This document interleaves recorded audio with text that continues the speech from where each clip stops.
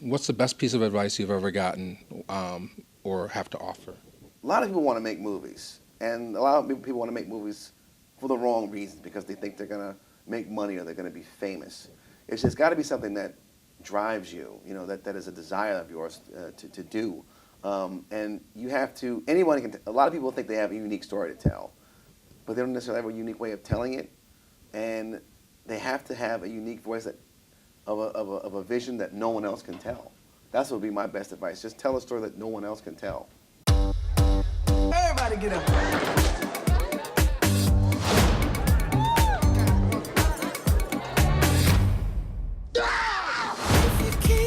I can't tell you how good it is to have all of us under the same roof again. Christmas in New York. That's gonna be great. How you doing? I'm Brian McDonald, Harper Stewart. Hi. Hey, baby. Brian McDaniels. I like to ski in Vermont. Shut up, Harper. I like dating chocolate girls. Hey, this is Mike, and you're watching Reelblack, and today we have the honor and privilege of being with Malcolm D. Lee, director of the brand new movie, Best Man Holiday.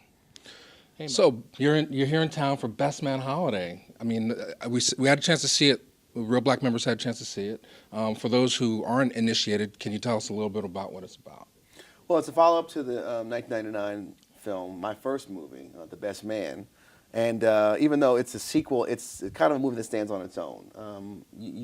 Those people who have seen the first one will certainly enjoy this one, and the people who haven't will still enjoy it. It's a group of friends who are reuniting over the Christmas holidays, college friends, and some things happen that are different in their lives now than when we first met them 14 years ago. Some are experiencing a lot of different challenges in their lives, with fertility, with career, with financial issues, and there's still a lot of lingering tensions between the characters, between Lance and Harper, Robin and Jordan, Shelby and Candace, and the movie, expresses, talks about and explores issues of love, really, more than anything else. How did Elliot find this in the first place? Is he a porn watcher? Hey, first of all, it's not porn. 165,328, 29, 30 viewers say otherwise. This is porn. You're not making this better. It's getting me a little excited, man. Just stop it.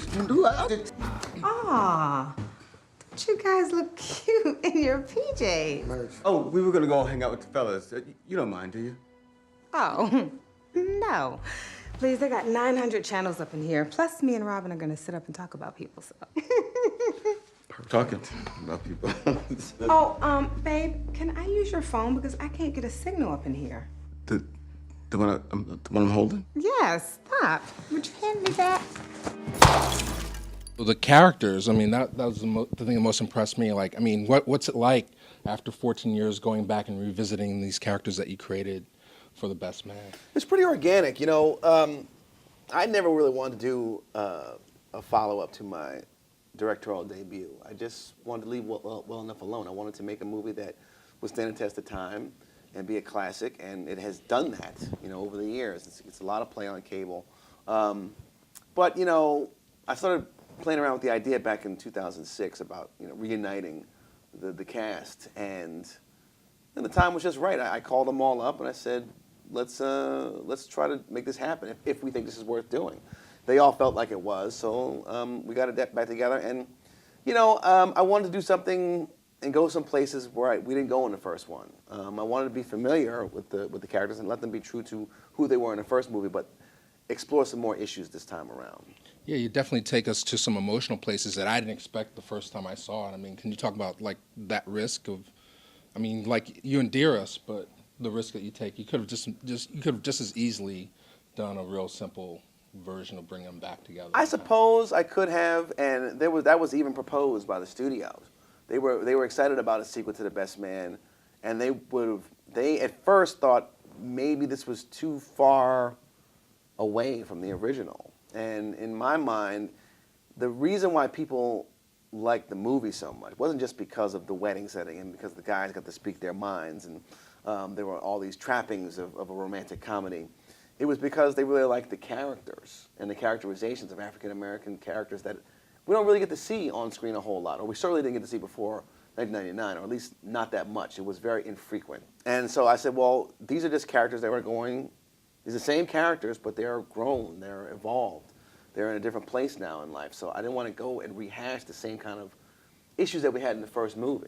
So we want to do something, that was a little bit more challenging to all of us. And what I thought was really cool is you forget how good these actors are. I mean, they're really, really great performances. I mean, you talked about affording roles like this. I mean, was that part of the secret of getting them all back together? I know they hadn't read the script before I pitched it to them, and I didn't write it before I pitched it to them. When I did, I just told them like what each of their characters were going to be going through and what they were experiencing and how we were going to wrap it up.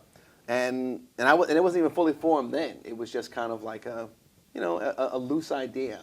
But they all said, yeah, we're in. Let's make it happen. And so of course they had time to like pull out if the script didn't come together like they wanted it to, but it did. It came together in a great way, in a very dynamic way that I'm very proud of, and that they were excited about. So what more do you need?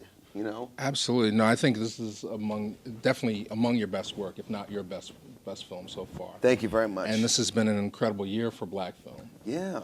I mean, can you talk a little bit about where do you think we are right now with black film, and where do you think it needs to go? I really feel like this has been a banner year for the diversity of African American cinema. And I don't mean just we got some black movies. It's like all the black movies this year are very different. And that's a wonderful thing. That's what we've been craving and wanting, is to have some choices at the cinema. From last year's Middle of Nowhere to Fruitvale Station to 42 to The Butler to 12 Years a Slave, all great movies, very different. And I think there's room for all of us to be there. The inevitable defeat of Mr. and Pete. Black Nativity that's coming down the line. Medea's Christmas. I mean, there's all room for us, and I think that's what's beautiful about what's happening over the past year. And I just hope that the diversity, that the quality of work continues to go up, and that the amount of movies go up, but not one over the other. I mean, I'd rather have more quality films than quantity of movies, because what happens is these movies get successful and they want to do a slew of them, right. And it's like it happened in the 90s with Boys in the Hood. There were all these hood movies. Then after Best Man, there were all these black romantic comedies. So let's do something that's very different. Like let's have those different voices out there and develop more and get better and keep raising the bar, because black cinema is still kind of in its infancy, and it needs more voices, and it needs different voices to be out there. So, I mean, just talking from your own personal experience, I mean, you were part of that first wave of black films that were happening in the 90s.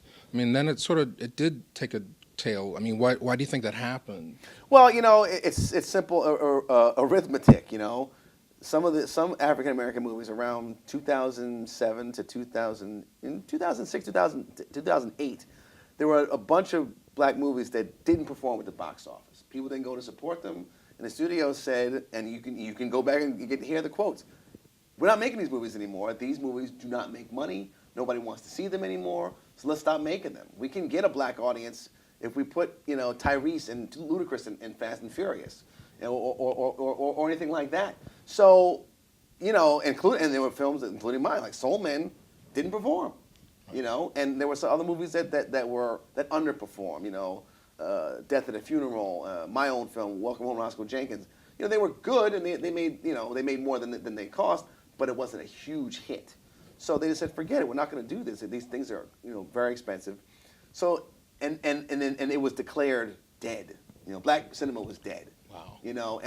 But again, my saying is, and it's a saying that is an old adage in Hollywood: nothing works until it does. And when Jumpin' the Broom came out, it was a spike, and hey, here's another black romantic comedy that people want to see and responded to and supported.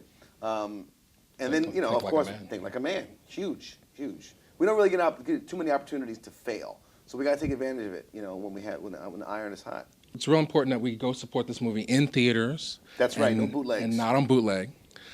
Best Man Holiday. So what's next for Malcolm D. Lee? Hard to say, I got a couple things that I'm juggling, some things that I'm starting to write and rewrite. And and we'll see. And there's nothing set in stone right now. No plans for the sequel? Come on now. Well, that all depends on if the fans come out and support this one. The only reason they would make a third one is if the fans demanded it and they showed with their box office dollars that they wanted a third one. And if they do, it will not take 14 years to get it to come to the screen. Okay, so we've got the call to action right here. That's right. Got to go see it so we can see part 3 of this. Thanks for being here on Reelblack TV.